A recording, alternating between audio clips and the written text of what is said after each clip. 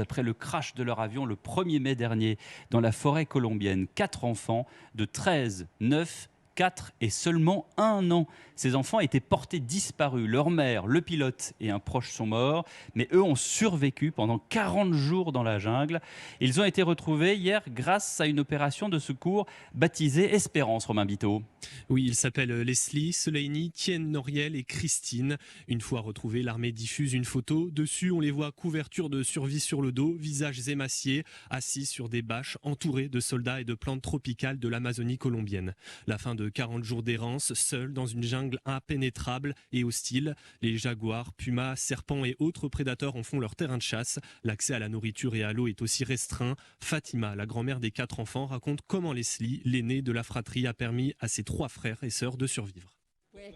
Elle s'est toujours occupée d'eux lorsque leur mère travaillait. Elle leur donnait de la farine et du pain de manioc, n'importe quel fruit dans la brousse. Elle savait ce qu'ils devaient consommer. Ils ont vécu d'eau pure.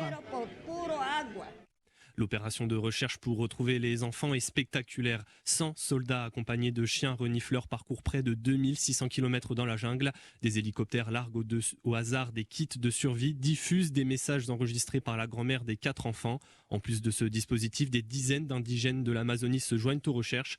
Mais pour le général Pedro Sanchez, chef de l'opération, les vrais héros, ce sont bien les 4 rescapés.